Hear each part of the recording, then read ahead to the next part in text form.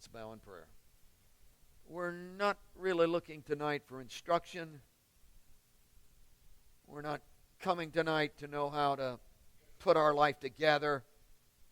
So could you give us an instruction manual that would give us the pieces numbered so we would know how it all fits?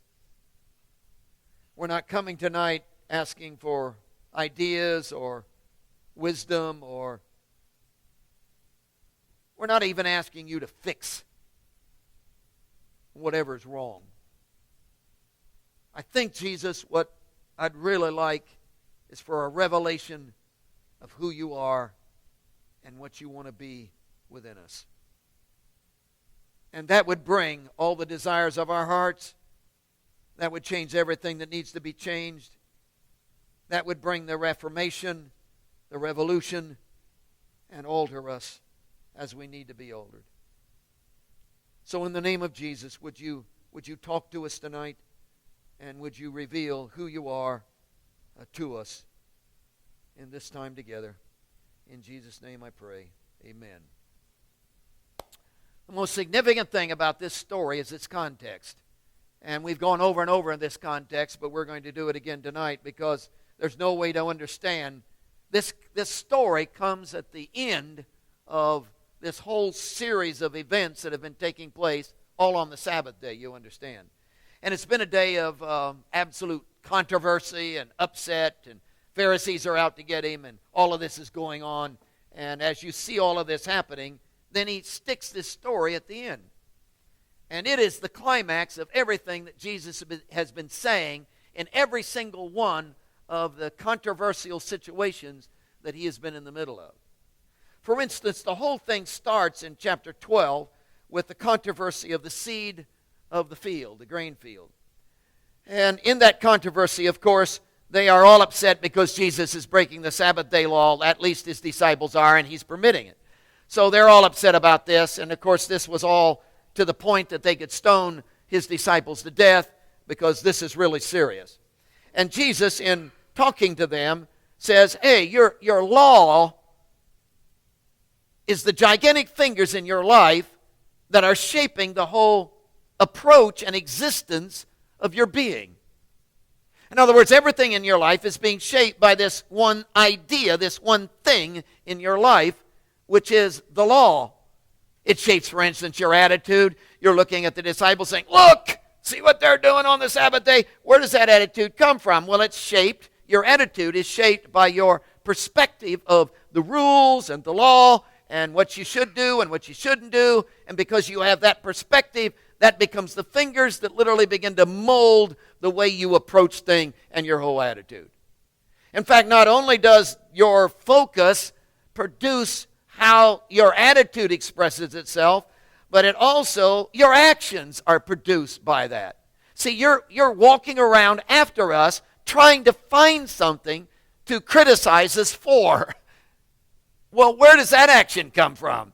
Well, it comes out of this law approach, this fingers of the law that have just reached out and they're shaping and molding your entire life. So your attitude is shaped by this, your actions are shaped by this. Obviously, your accusations are shaped by this because you're pointing the finger and accusing us. And where does that come from? It comes from the law, which is, again, the source of the shaping of your existence. And he nails them on it. And then you move from there, of course, down to verse 9. And when you come there, you're into the controversy of the synagogue. And the whole thing is, it doesn't matter whether it's in the grain field or it doesn't matter whether it's in the church. The same thing is happening. Why? Because that's what's producing your life. Your fingers, the fingers of your life that are shaping and molding what you look like and how you operate are obviously the fingers of the law. And so when you come to the synagogue scene, again, your attitude is all being, here's a man with a withered hand, and you set a trap for me. And you know good and well I'm going to heal the guy. You know that. How could I not heal him? Come on. Hey, but in your mind, you think that's absolutely wrong, and you're criticizing me for doing a good deed of changing a man's life on the Sabbath day. Where do you get that idea? Well, your whole attitude of that is all shaped by the fingers of the law that are literally molding your attitude and how you approach things. In fact, it not only shapes your attitude about how you treat people, like a guy with a withered hand that's less than you are, it also determines your actions, how you act towards him. See, he isn't as valuable, Jesus goes on to say in that section, he isn't as valuable to you as a sheep. You'd get a sheep out of the pit before you'd get him. See, let him be like he is, but get the sheep out, because sheep are more important to you than... So how you treat people, your actions towards people, are all determined by what? Well, these fingers that have literally grabbed a hold of you, the fingers of the law that are shaping the way you approach things, your attitude, your actions, and your accusations are all determined by the law, because you accuse us on what level? The level of the law. Now you move from there into the next section, which of course is verse 14. And in verse 14 down through verse 21, they have gone off to a conference room. And this is the controversy of the scheme of the conference room. They've gone off to a conference room, and they're going to plot murder. They're getting together, putting their heads together, scheming and plotting how they're going to kill Jesus. And of course, what is Jesus doing during this time? Well, he's gathered the whole multitude together. He's gone off, still on the Sabbath day, you understand. He's gone off, and he's just healing them all. I mean, hundreds and hundreds of tremendous, overwhelming, life-changing kinds of things are going on in people's lives, while this group is gathered around a conference table plotting how they're going to kill Jesus. Well, where does that come from? Well, Jesus, through Matthew, literally begins to say, hey, the fingers that are shaping you, are you getting this? The fingers that are shaping your whole approach to life are these fingers of the law. See, it's become the dominating factor. And your attitude, don't you think it's ironic? You can't pick grain on the Sabbath day, and you can't heal a withered hand on the Sabbath day, but you can plot murder on the Sabbath day. Where do you get that kind of thought process? How could that kind of thought process? Well, according to our law, we have a right to kill you. Why? Because you're breaking our law. See, all of that's from the fingers that are shaping your attitude, the fingers of the law that are shaping your attitude. So your actions of gathering around a table, your accusations, where does that? You judge people based on what? These fingers of the law that have reached out and are just shaping your whole existence. And then you come to the controversy in verse 22, the controversy of the sourcing. They now have come out of the conference room, and Jesus is still doing these miracles, and of course the crowds are just wowed. They're just overwhelmed, and Jesus is casting demons out, and all this is going on. And as he does that, the Pharisees come along and say, oh, we know how he does. We know what the source of his power is. The source of his power is the devil, because he's full of the devil. That's it. He cast out demons by the power of Beelzebub, the ruler of the demons. Now, where do you get an idea like that? Well, it's all from these gigantic fingers of the law that you've given yourself to. They reach out and they shape your whole perspective. They shape your attitude. So you're standing back, and instead of being thrilled that, look at this guy. He's delivered from demons. He'll go back to his family. He'll have a good job now again. He'll go back to his old job. His life will be changed around. He'll be able to be a father to his kids. Instead of that, what are you doing?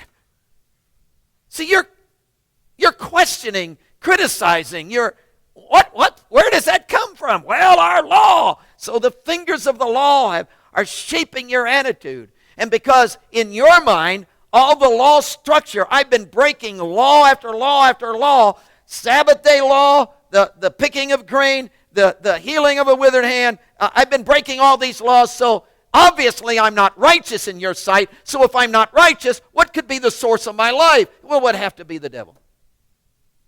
And where did you get all that? You got all that from this which shapes you. You're being shaped. So your attitude, your actions, your accusation are all a product of this rule and law. And Then you come to the next scene, which begins in verse 38, which is sign. It's the controversy of the sign. Why don't you just settle this, Jesus, and just do a great big sign? Just give us one sign and convince us. And Jesus says, well, I can't do the kind of sign you want. See, I've been doing sign after sign after sign after sign. I mean, all these miracles are all signs, but you're not buying into that. Why? Because these fingers. See, you've given yourself to the fingers of the law and the rule, and they're just shaping your whole approach, your attitude, your action, your accusations. It's all wrapped up in these fingers, so it wouldn't matter what I did. You aren't going to buy into who I am because of the fingers that are shaping your life.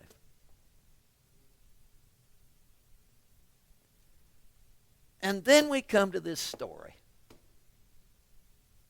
Now, isn't it interesting? I want you to get this. Isn't it interesting that this story is the climax of all of that? What is he saying by this story? Now, one of the first things you've got to do is, and we talked a little bit about this last Saturday, you've got to get clear out of your mind that he's demeaning and belittling the family. I know. If I was his mother and I was standing over there and Jesus turned and said, "Who is my mother?" I'd be offended. If I was his brother and Jesus said, "Who are my brothers?" and then turned to some grubby disciples and said, "Those are my brothers and my sisters and my mother," I mean, I would be offended. But he's not demeaning. Jesus never belittled the family and never belittled his mother. Come on. He didn't do that. You can't interpret this passage as that. Come on, when a guy is hanging on a cross in pain and agony and just about to die, and his top concern is his mother, don't tell me he belittles his mother. So you got to get clear away from that. That's not what's happening in this passage. Well, if that's not what's happening in this passage, what is he doing? He's saying, all through the chapter, he said, what shaped your life? These gigantic fingers of the law. See, you've given that. This is at the heart of your existence. See, your mind, your thought process, you've given yourself, and the fingers of the law are shaping your attitude, shaping your actions, shaping your accusation, shaping the way you approach things, shaping your judgments. This is what determines you. Hey, guys, wouldn't it be phenomenal if I could give you a whole new thing, a whole new, what would you call it? A whole new life source that would shape you. Not another rule to do, but a whole new life source. Well, what would that be like? And he gives this phenomenal concept that we're calling conception. And we talked about it last week. See, the color of your hair, you had no choice on it. See, nobody came and said, "What color of eyes would you want?" Obviously, you would have chosen blue. But you didn't have a choice, you brown-eyed people. The structure of your face, how long your nose is, you had no choice. Come on, you think I would have chosen? No. But I had no choice. It just showed up. See how tall you are. You have no choice on that. In fact, your genetics are so strong that some of the tendencies of your life are determined by this birthing thing.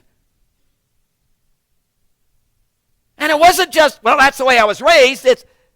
It's who birthed me.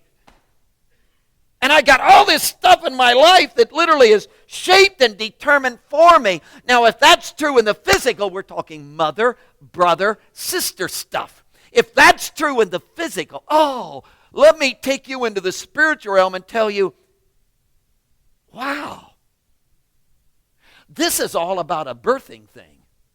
See, what's been birthing you has been these fingers of the law. That's what's birthed your attitude. That's what's birthed the way you approach things. That's what's birthed your actions. That's what's birthed your accusations. That's what's determined. Wouldn't it be something if you could have a brand new, internal, overwhelming birthing to take place in your life? Not a rule to obey, but a birthing so that your hair color would change. If you had some. Wouldn't that be something? In other words, stuff would begin to take place in your life that wouldn't be, oh, I'm following a rule. No, well, I got to do that. Well, I got to do this. No, you would be birthed, and it would just happen because it's who you are in the birthing.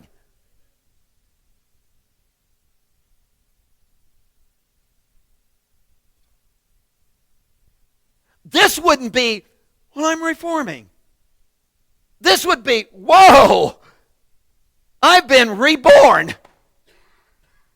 And it isn't like this is some kind of a new idea, right?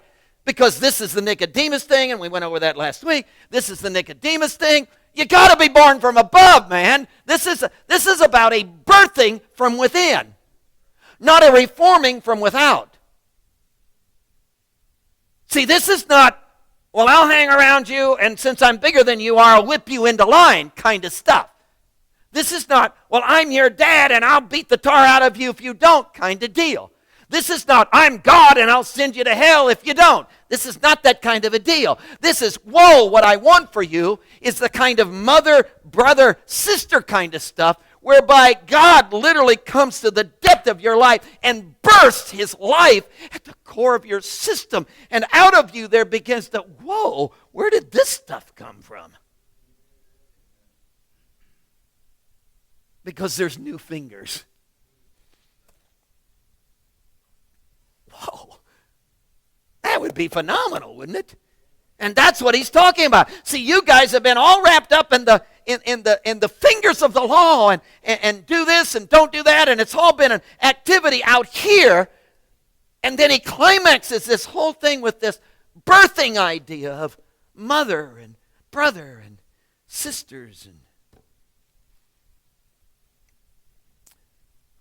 Israel is in Egypt, as you know, slaves, and they did the 10 plague thing. God pulled off these 10 plagues, and each one of the plagues was a direct confrontation with one of the Egyptian gods.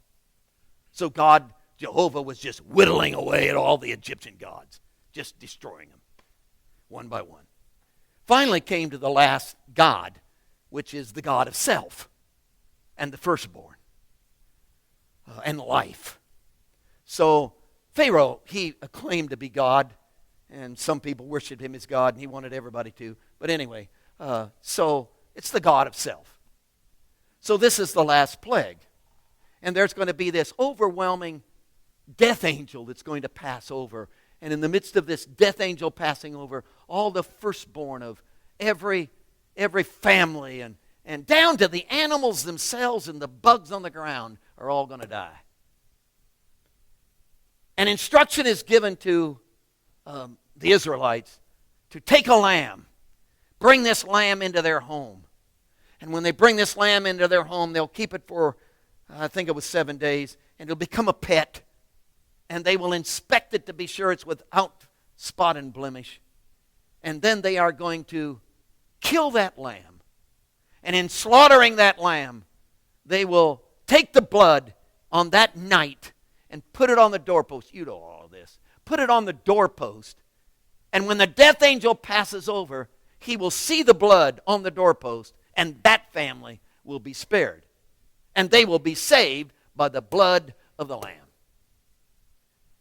And of course, they were to roast this lamb whole. It's a beautiful scene. They're going to roast this lamb whole, and they're going to eat it with their shoes on their feet.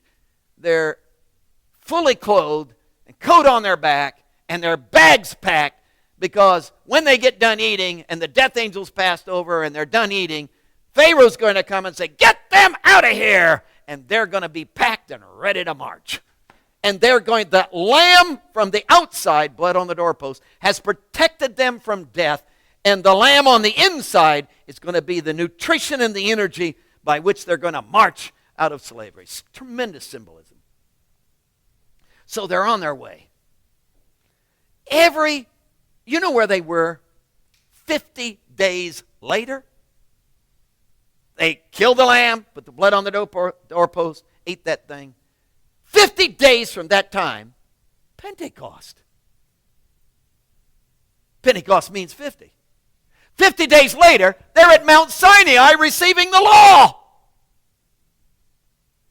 So every year, can you imagine this? I mean, first generation after generation, every year, you know what they're doing? They're celebrating the Passover and killing the lamb and putting the blood on the doorpost and teaching it all to their kids. And 50 days later, they're back to Mount Sinai, or the symbolism of that, and celebrating the feast day of Pentecost and celebrating the law. Now, Jesus has come along and said, guys, I'm introducing you to a brand new covenant.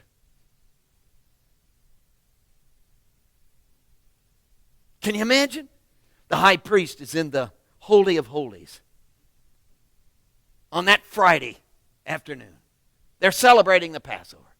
He's got the official Passover lamb. This is so beautiful. He's got the official Passover lamb.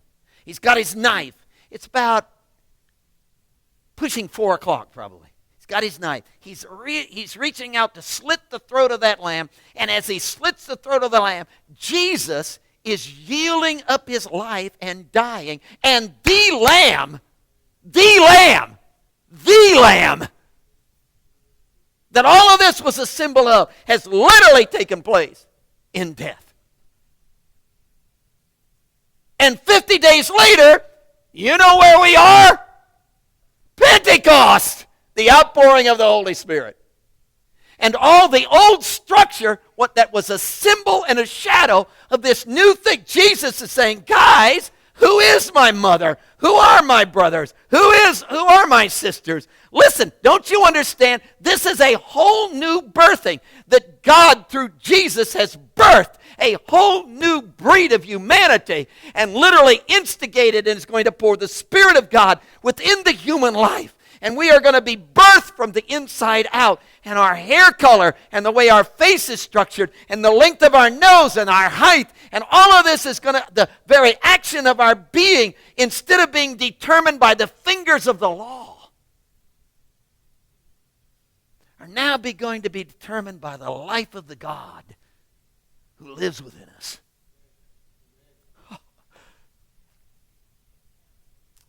Well, that brings us to what we want to talk about tonight. The second part of the concept. And all of this just comes together. The second part of the concept is connection. Can you see that this birthing idea, this conception idea, is really all about intimacy? And if I talked about this in every single service we have, it wouldn't be often enough. Because, folks, the whole idea of this is that some kind of intimacy. See, there's no intimacy in the law. The intimacy, the law is hard-nosed. See, the law doesn't give any room, any wiggle room for, well, tell me your situation. See, the law doesn't give any room for, well, maybe something happened that maybe there's, now the law, this is the way it is. But we've moved into a whole new dynamic of God literally birthing us into a new life. And in that birthing process, there is an intimacy that takes place like mother, brothers, and sister stuff. A connection, a family connection that isn't found in law structure. A family intimacy that's beyond any kind of thing you can possibly imagine. Whenever I want to talk about this, I always go to Hebrews chapter 2. It's just mind-boggling. in Hebrews chapter 2, verse 11. He precedes this verse by saying, listen, God wanted many sons. He wanted many, many sons. That was his whole purpose. Didn't want one son, didn't want two sons, didn't want a dozen sons. He wanted many sons. That's verse 10. So how did he bring many sons into glory? Oh, he did them through the captain of our salvation. And the word captain literally means pioneer, beginner, author, one who launches it. So he has brought one son to launch this. And then he comes to this verse 11. And here's the verse. For both he who sanctifies and those who are being sanctified are all of one. For which reason he is not ashamed to call them brethren. Now you got to get a hold of this, because the whole key to that verse is in that little phrase, all of one. The words are just, come on. Isn't it amazing that God takes his entire idea that he wants us to know and puts it in 3-letter words? No big theological terminology. All of one. All of one. Now the word all, of course, refers to Jesus and the believer. Look at it. For both he who sanctifies and those who are being sanctified. Well, who's the one who sanctifies? Well, Jesus, through his death and resurrection. And who's being sanctified? Well, it's you. So this is about him and about you. So Jesus and you are the all. And all of is the little Greek word ek, meaning out of, has to do with origin. So what he's literally saying, you and Jesus both came out of, and then he says one. You both came out of the same life source. And who's the life source? Well, the word one refers back to God the Father. So he says, guess what? The very life of God that produced the life of Jesus is the same identical life that's producing you. In fact, that's why Jesus has no problem saying, well, hey, brother, because you guys have the same shape of nose. You have the same skin tone. You guys, good night. Your hair is the same. Because what produces Jesus produces you. Which is not law fingers, but birthing from within. Now, go back to our passage, Matthew chapter, and we'll spend a whole session just on this, but you got to look at verse 50. It's the last verse. Because Jesus in this passage ends this whole thing with saying, whoever does the will of my Father. Now you would read that and think, oh, so we're back to doing. That's what the Pharisees were into, the rules, the law, the doing thing. So for whoever does the will of my Father in heaven is my brother and sister and mother. So this isn't about birthing at all. This is about doing. But you have to understand the word does there is our Greek word poieto, which is all about not just doing, but a nature thing that is within you that causes you. So what's he talking about? He's talking about, hey guys, see, your attitude, your actions, what you accuse, your accusations, your judgments are all shaped by these law fingers that you have become the source of your entire existence, and they produce you, they shape you, they cause the color of your hair. I'm proposing to you a whole new life source where the divine presence of Jesus goes to the depth of your insides and births a whole new being in you. So that you come out with a different color hair, your face is different, you act different, your attitude is different. Why? I reformed. No, that's law stuff. This is whoa.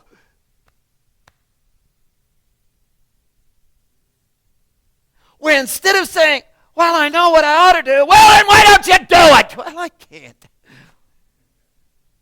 You've got something sourcing you inside that's like mother, brother, and sister that's empowering you in a whole new life. That's what I'm inviting you to.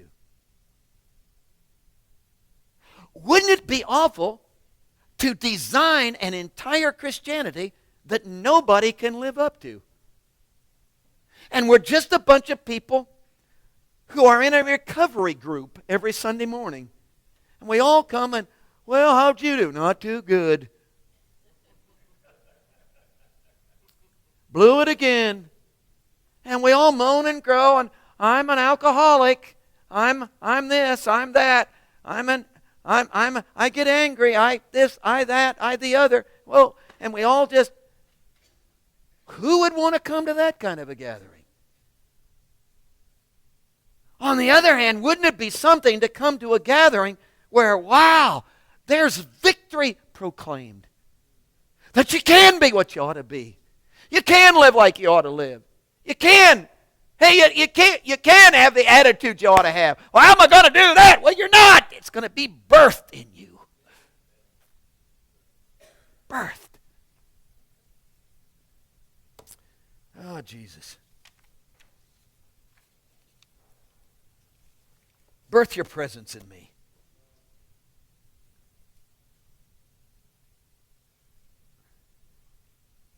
Could you, is there a possibility? Is this fantasy land? Is this, wow.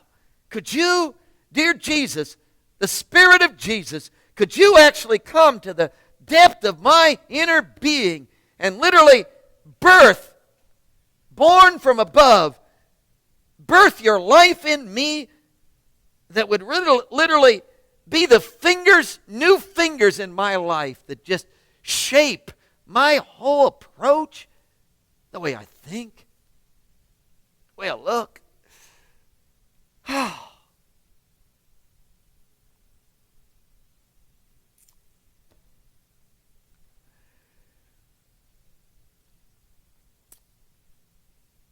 Heads are bowed.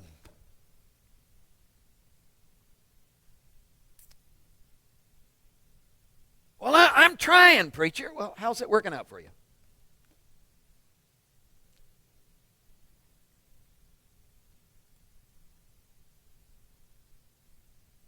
And I don't want to discourage you, but the truth of the matter is, if you're relying on your trying to pull this off, you're going to live in failure.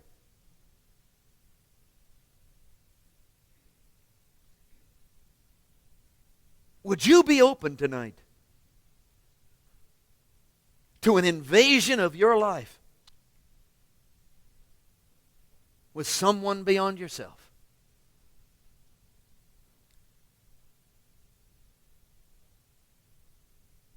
Who would not be the lawgiver on Mount Sinai, who would simply be watching you to see if you keep the law, but would be mother, brother, sister, intimate family, birthing, conception, inner being, making you new from within. That's what he's proposing.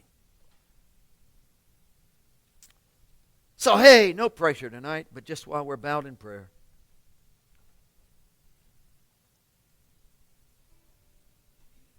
our altar's open.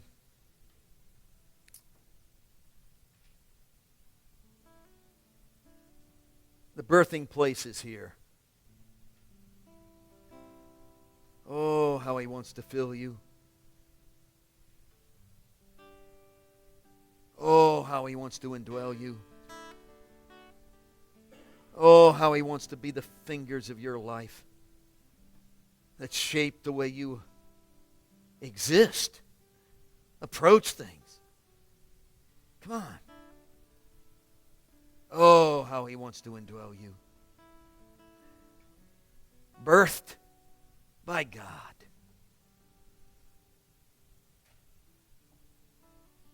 Moments of seeking.